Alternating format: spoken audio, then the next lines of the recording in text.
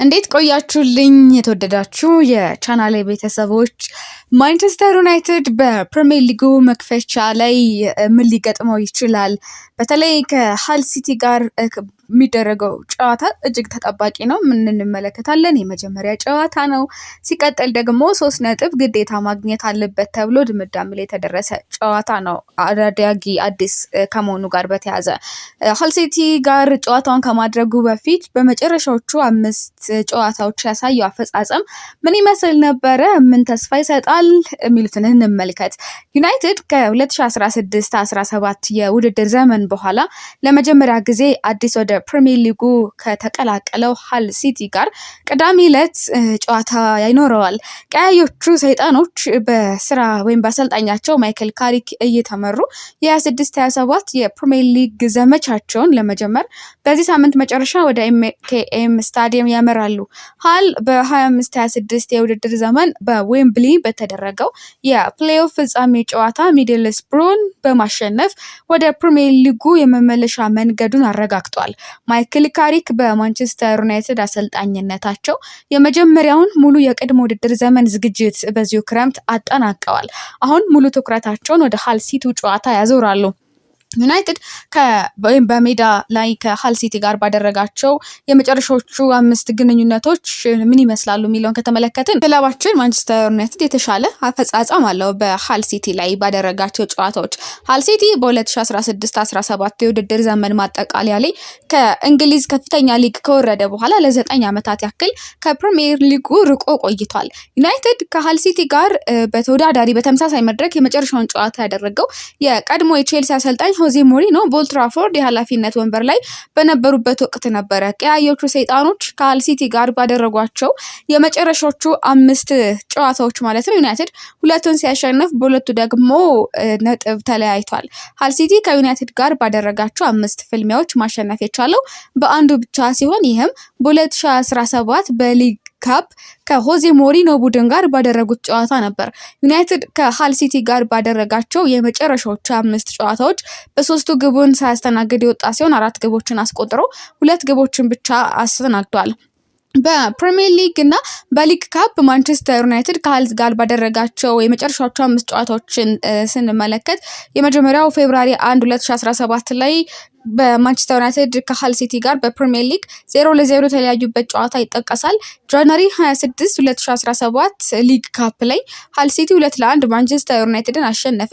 ጃንዋሪ 10 2017 እንደዚሁ ሊግ ካፕ ማንቸስተር ዩናይትድ 2 ሃል ሲቲ 0 ማለት ነው 2-0 ዩናይትድ አሸነፈ። ኦገስት 27 2016 ደግሞ ወደ ኋላ ያለን ስንሄድ ሃል ሲቲ ማንቸስተር ዩናይትድ እንግዲህ 1-0 አሸንፎታል ማለት ነው ሃል ሲቲን በፕሪሚየር ሊጉ። በተመሳሳይ በዚህ ፕሪሚየር ሊግ ሜይ 24 2015 ሃል ሲቲ ከማንቸስተር ዩናይትድ 0-0 የተለያዩበት ጨዋታ ይጠቀሳል። የማንቸስተር ዩናይትድ እና የሃል ሲቲ የ26-27 የፕሪሚየር ሊግ ጨዋታ በኤምኬኤም ስታዲየም ቅዳሜ ይደረጋል። በኢትዮጵያ ሰዓት አቆጣጠር ከሰዓት ላይ ጨዋታው የሚደረግ ይሆናል ማለት ነው። ይህም ብዙ ትኩረትን ስቧል ከወዲሁ። ዩናይትድ ከሃል ሲቲ ጋር ከሚያደርገው ጨዋታ በፊት እንግዲህ የሚያጋጥመውን የጉዳት ጉዳዮች ስንመለከት ማንቸስተር ዩናይትድ እንዳልኳችሁ ቅዳሜ ከሰዓት የፕሪሚየር ሊግ ውድድር ዘመቻውን የመክፈቻውን ጨዋታ ለማድረግ ወደ ሃል ሲቲ ኤምኬኤም ስታዲየም ያመራል። ማንቸስተር ዩናይትድ አጥቂ ቤንጃሚን ሼሽኮ የፊታችን ቅዳሜ ከሃል ሲቲ ጋር ለሚደረገው የፕሪሚየር ሊግ መክፈቻ ጨዋታ ዝግጅት እንግዲህ ዛሬ ጠዋት ማክሰኞ ማለት ነው በካሪንግተን ልምምድ ሰርቷል። አጥቂው ባለፈው ግንቦት 3 ከሊቨርፑል ጋር በነበረው ጨዋታ ከተጎዳ በኋላ በዚህ ክረምት የተደረጉትን የዩናይትድ የቅድመ ውድድር ዘመን የዝግጅት ጨዋታዎች በሙሉ አምልጠውታል። ሼሽኮ በዝግጁነቱ ላይ በሚሆንበት ጊዜ ወይም ደግሞ ዝግጁ በሚሆንበት ጊዜ በዚህ ውድድር ዘመን የዩናይትድ ዋና አጥቂ ይሆናል ተብሎ ይጠበቃል ወደ ጤንነቱ ሲመለስ። እሱ በሌለበት ጊዜ ደግሞ ብሪያን ምቤሞ ቡድኑን በፊተኝነት ሲመራ አትሌቲኮ ማድሪድን 2-1 ባሸነፉበት ጨዋታ 2 ግቦችን ማስቆጠር ችሏል። ስለዚህ ሼሽኮን ተክቶ ብሪያን ሊገባ ለሚሉ ሰፊ ግምቶች አሉ። በተጨማሪም ከፓሪስ ሴን ዠርሜን ጋር ብሪያን ቤሞ 1-1 በተለያዩበት ጨዋታ አሲስት አድርጓል ማለት ነው። ግብ የሆነችውን አስቆጥሯል። እንዲሁም ማይክል ካሪክ አማራጮቹን ሲገመግም ጆሹዋ ዘርክዚ እና ማቲያስ ኩኛንም በነጠላ አጥቂነት አጫውቷል። ለረጅሙ ጊዜ ከሜዳ ርቆ የነበረው ማቲያስ ዴሊትም ከልምምድ ወይም ከስኳዱ ጋር ተቀላቅሏል። ባለፈው ሳምንት በካሪንግተን ልምምድ ሲሰራ የታየ ሲሆን ወደ ቡድኑ ለመመለስ የሚያደርገውን የማገገም ሂደት ያፋጠነም ይመስላል። የሆላንዳዊ ኢንተርናሽናል ለዩናይትድ የመጨረሻ ጨዋታውን ያደረገው ባለፈው ዓመት ክሪስታል ፓላስን 2-1 ባሸነፍንበት ጨዋታ ነበረ። በመጀመሪያ አነስተኛ የጀርባ ህመም እንደሆነ ተነግሮ ነበር ጉዳቱ። ያም ቢሆን ግን ችግሩ በመጨረሻ ቀሪውን ውድድር ዘመን ሙሉ ከሜዳ ውጭ አድርጎታል። ባለፈው የውድድር ዘመን ማጠቃለያ አካባቢ ማቲያስ ዴሊት ችግሩን ለመቅረፍ ግዴታ ቀዶ ጥገና ማድረግ ነበረበት። ያንንም ቀዶ ጥገና አደረገ። በወቅቱ ሲናገር ከኖቬምበር ጀምሮ ወደ መወደው እግር ኳስ ጨዋታ ለመመለስ ሁሉንም ነገር አድርጌያለሁ። በየልምምዱ ራሴን እንግዲህ ገፍቻለሁ፣ አማራጮችን ሁሉ ፈትሻለሁ ብሎ ነበረ። አክሎም በእኔ እግር ኳስ ህይወት ውስጥ በነበረው አስቸጋሪ ወቅት ደጋፊዎቹ ላደረጉልኝ ሁሉ ምስጋናዬን አቀርባለሁ። ማንቸስተር ዩናይትድን ለመወከልና በተቻለ ፍጥነት በእነዚያ ድንቅ ደጋፊዎቻችን ፊት ለመጫወት እንደ ወትሮ ሁሉ ቁርጠኛ ነኝ ብለዋል። ዩናይትድ በሼሽኮና በማቲያስ ዴሊት መመለስ ቢደሰትም ሜሰን ማውንትን ግን አሁንም ማግኘት አይችልም የሚሉ ነገሮች በስፋት እየወጡ ነው። ከአንድሬ ሳንቶስ ጎን ለጎን ማውንት በቅድመ ውድድር ዘመኑ መጀመሪያ አካባቢ ጥሩ አፈጻጸም አሳይቶ የነበረ ቢሆንም ከፒኤስጂ ጋራ 1-1 በተለያዩበት ጨዋታ ላይ ጉዳት አስተናግዷል።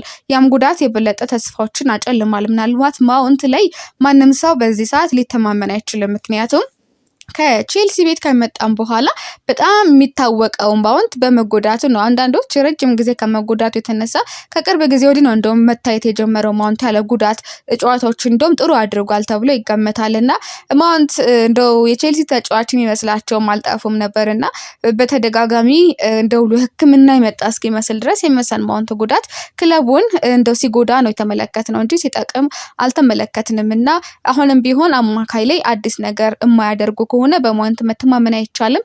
ዩጋርቴስ ወይ አልተሸጠ ወይ እንግዲህ ክለቡን የሚረዳ አይነት አልሆነም። ያም እንግዲህ ትልቅ ዋጋ ያስከፍላል። ካርሎስ ካሴሚሮ ወጥቷል። ታዲያ ማንቸስተርን የመሃል ክፍል ማን ነው የሚዘውረው? እንደው ካላችሁ ልጆቹ ወጣት ናቸው። ለምሳሌ ኮቢ ማይኖ በቀዳሚነት በቋሚነት ሊሰለፍ የሚችል ተጫዋች ነው። ከኮቢ ማይኖ ጋራ ምናልባት ሳንቶስ እንደዚሁም ደግሞ ዩሪ ቴሊማንስ። ታዲያ ማንቸስተር ዩናይትድ እዚህ ጋራ 4 ጨዋታዎችን ሲያደርግ ግዴታ እንደው ማንን ነው የሚተማመንበት በአማካይ ላይ? እኔ ትንሽ ስጋት አለኝ። በጎተንበርግ ከተደረገው ጨዋታ በኋላ ማውንት ለጋዜጠኞች ጥሩ ሁኔታ ላይ የጤንነት ሁኔታ ላይ እንዳለ ተናግሮ ነበር። ሆኖም ከዚያ በኋላ ከሊድስ እና ኤሲ ሚላን ጋር የተደረጉትን ጨዋታዎች አምልጦታል። የማክሰኞ ዛሬ ልምምዱም እንግዲህ አምልጦታል። ይህ ደግሞ ከሃል ሲቲ ጋር ለሚደረገው ጨዋታ የመሰለፉን ነገር አጠራጣሪ አድርጎታል። ከፒኤስጂ ጨዋታ በኋላ ካሪክ ሲናገር እንደው ጉዳት ደርሶበት ነበር፣ ተመቶ ነበር፣ ጥንቃቄ ማድረግና እሱን መንከባከብ ፈልገን ነው ቀይረን ያስወጣ ነው። እስካሁን በጉዳት ረገድ እድለኛዋ ነበርን፣ ስለዚህ ጥንቃቄ ማድረግ ስለፈለግን ብቻ ሜሰንን ቀይረናል ሲል ነበር። ዞሮ ግን ያ ብቻ አይመስልም። ጉዳቱ ወይም ደግሞ ያጋጠመው ነገር እንዲሁ ቀለል ያለ አይመስልም። ከልምምድ ውጪ ካደረገው የሜሰን ማውንት ጉዳይ ትንሽ አሳሳቢ ይሆናል። ወደ አጫጭር ጉዳዮች ስናምራ ስካይ ስፖርት ይዞት በወጣው መረጃ መሰረት ማርከስ ራሽፎርድን ይመለከታል። ማርከስ ራሽፎርድ እንግዲህ ከቅርብ ጊዜ ወዲህ ወደ ተለያዩ ክለቦች ፈላጊዎች ተገኝተዋል እየተባሉ ነበረ። ታዲያ አሁን ደግሞ እንደዚሁ ስካይ ይዞት በወጣው መረጃ ራሽፎርድ በማንቸስተር ዩናይትድ ለመቆየት እንደወሰነ ነው የሚናገረው። እንግሊዛዊ አጥቂ ከዚህ ውሳኔ ላይ ለመድረሱ ምክንያት ተብሎ የተጠቀሰው ጉዳይ ደግሞ የአሰልጣኝ ማይክል ካሪክ እንደሆነ ተነግሯል። ካሪክ በቀጥታ ከራሽፎርድ ጋር የተነጋገረ ሲሆን ከዚህ ንግግር በኋላ ራሽፎርድ ለመቆየት መወሰኑ ተገልጿል። በካሪክና በማርከስ ራሽፎርድ መካከል ያለው አወንታዊ ግንኙነት እንደሆነም መረጃዎች ያመለክታሉ።